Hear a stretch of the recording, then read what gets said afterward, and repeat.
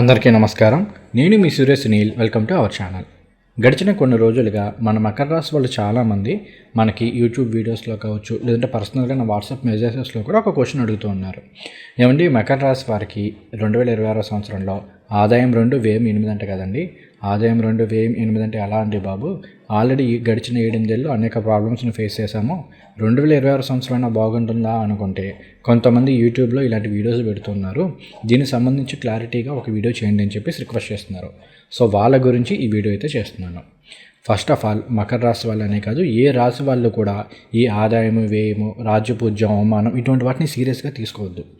ఇవేవి కూడా మీకు వచ్చే ఇన్కమ్ కానీ వీటికి ప్రామాణికాలు అయితే కాదు. రెండవది, అసలు 2026 సంవత్సరం అనేది ఓవరాల్గా మకర రాశి వారికి ఎలా ఉండబోతుంది? ఫైనాన్షియల్గా, హెల్త్ పరంగా, ఫ్యామిలీ పరంగా, ఇంట్లో శుభ కార్యక్రమాలకు సంబంధించి, ఆధ్యాత్మికానికి సంబంధించి ఇలా ఒక 10 అంశాల్లో మకర రాశి వారికి 2026 అనేది ఓవరాల్గా ఎలా ఉండబోతుంది అనేది నేను ఆల్రెడీ ఒక వీడియో చేశాను. అందులో గ్రహాల గోచారాన్ని బేస్ చేసుకుని ఈ గ్రహం ఎలా ఉంది కాబట్టి ఇటువంటి ఫలితాలు రావచ్చు అనేది ఎక్స్ప్లెయిన్ చేశాను. మీరు కనుక ఈ వీడియో చూడకపోతే ఖచ్చితంగా ఆ వీడియో చూడండి. అలానే ఇంకొకటి ఏంటి, 2026 జనవరి నుండి 2026 జూన్ వరకు అన్ని గ్రహాల గోచారాన్ని బేస్ చేసుకొని ఈ నెలలో మీకు ఎలాంటి ఫలితాలు ఉంటాయి, ఈ నెలలో ఇలాంటి విషయాలు జాగ్రత్తలు తీసుకోండి అని చెప్పేసి ఇంకొక వీడియో చేశాను. ఈ 2 వీడియోస్ మీరు చూసినట్లయితే ముందు మీకున్న ఆ టెన్షన్ అనేది సగం తీరిపోతుంది. ఇక రెండవది, ఇక మనం ఈ ఆదాయం వ్యయం గురించి చెప్పుకోవాల్సి వస్తే, సహజంగా ఆదాయం 2 వ్యయం 8 అంటే ఇప్పుడు మనకి మకర రాశి వారికి తృతీయంలో శని భగవానుడి యొక్క సంచారం జరుగుతుంది.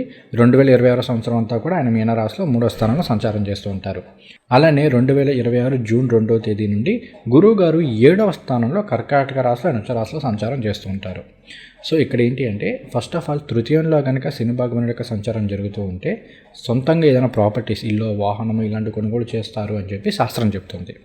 అలానే 7వ స్థానంలో గురువు గారి యొక్క సంచారం అనేది వివాహము, సంతానము ఇటువంటివి ఇస్తారని చెప్పి చెప్తుంది. కాబట్టి ఈ రెండాటికి సంబంధించి డబ్బులు అయితే ఖర్చు అవుతాయి కదా. ఇప్పుడు సొంతంగా ఒక ఇల్లు కొనాలనుకుంటున్నారు, సొంతంగా ఒక వాహనం కొనుగోలు చేయాలి అనుకుంటున్నారు, మొత్తం డబ్బులన్నీ మీరు పెట్టేశారు కదా. అదొక 5 లక్షలు 10 లక్షలు ఉందనుకుంటే ఒక వెహికల్ అనేది క్యాజువల్గా చెప్తున్నా, అందులో ఒక 20% 30% మీరు మీ దగ్గర ఉన్న డబ్బులు పెడతారు. మిగిలింది ఏం చేస్తారు? బ్యాంక్ లోన్లు ఇలాంటివి తీసుకుంటారు. సో ఇక్కడ ఏమవుతుంది, ఏదైతే లోన్ తీసుకున్నారో అది వ్యయమే కదా. కార్యక్రమానికి ఖర్చు పెడుతున్నారు, శుభ కార్యక్రమానికి ఖర్చు పెడుతున్నారు, కానీ ఖర్చు అయితే పెడుతున్నారు కదా. అలానే ఇంట్లో ఏదైనా శుభ కార్యక్రమాలు జరిగినాయి, ఏదో వివాహం ఏదో జరిగింది, అప్పుడు కూడా డబ్బులు ఖర్చు అవుతాయి కదా. డబ్బులు ఏమీ లేకుండా అయితే వివాహాలు అవ్వవు కదా ఈ రోజుల్లో. అలానే సంతానం అయినా అంతే కదా. ఇలా ఇంట్లో శుభవ్యయాలు ఉండేందుకు ఎక్కువ ఆస్కారం ఉంటుంది. దీనికి సంబంధించి కొన్ని సందర్భాల్లో బ్యాంక్ లోన్లు కావచ్చు, ఇలాంటివి తీసుకోవచ్చు. లేదు అంటే మన దగ్గర ఆల్రెడీ సేవ్ చేసుకునే అమౌంట్ని ఖర్చు పెట్టచ్చు. ఇలా దాన్ని అర్థం చేసుకుంటే తప్ప, అంతే తప్ప ఆదాయం 2 వ్యయం 8 అంటే ఏదో అయిపోతుంది అయితే కాదు. ఎందుకంటే 2026 సంవత్సరంలో మకర రాశి వారికి గ్రహాల గోచారం అనేది చాలా ఫేవరబుల్గా ఉంది. తృతీయ స్థానంలో శని భగవానుడి యొక్క సంచారం కావచ్చు, తర్వాత 7వ స్థానంలో గురువు గారి యొక్క సంచారం కావచ్చు, చాలా ఫేవరబుల్గా ఉంది. అసలు మకర రాశి వారికి 2026 స్టార్ట్ అవడమే చాలా మంచి గ్రహాల సంచారంతో స్టార్ట్ అవుతుంది. 2026 సంక్రాంతి తర్వాత నుండి చూసుకుంటే చక్కగా జన్మరాశిలోనే మీకు పంచమాధిపతి అలానే దశమాధిపతి అయిన శుక్రుడి యొక్క సంచారం జరగబోతుంది. అలానే ఇంకొకటి ఏంటి, మనకి 6వ స్థానానికి అధిపతి అలానే 9వ స్థానానికి అధిపతి అయిన బుధుడు కూడా మనకి జన్మరాశిలోనే సంచారం చేస్తున్నారు. అలానే లగ్నంలోని కుజుడు వచ్చే స్థితిలో సంచారం చేయబోతున్నారు. సో గ్రహాల గోచారం అనేది జనవరి నుండి చూసుకుంటే చాలా ఫేవరబుల్గా ఉంది. జనవరి నుండి జూన్ వరకు మొదటి 6 నెలలు కూడా గ్రహాల గోచారం చాలా ఫేవరబుల్గా ఉంది. దానికి సంబంధించి వీడియో కూడా చేశాను. మరి జూన్ తర్వాత ఏంటంటే అక్కడి నుంచి బాగాలేదంటే, గురువు గారు జూన్ 2, 2026 నుండి అక్టోబర్ 30 వరకు కూడా 7వ స్థానంలో తన ఉచ్చరాశిలో సంచారం చేస్తున్నారు. బ్రహ్మాండంగా యోగించే స్థానంలో ఉన్నారు. కాబట్టి మకర రాశి వాళ్ళు ఎవరు కూడా ఈ ఆదాయం వ్యయం ఇటువంటి వాటి గురించి అస్సలు దిగులు పడద్దు. అలానే చాలామంది ఇంకొకటి ఏంటంటే ఆరోగ్యపరమైన విషయాల గురించి అడుగుతున్నారు.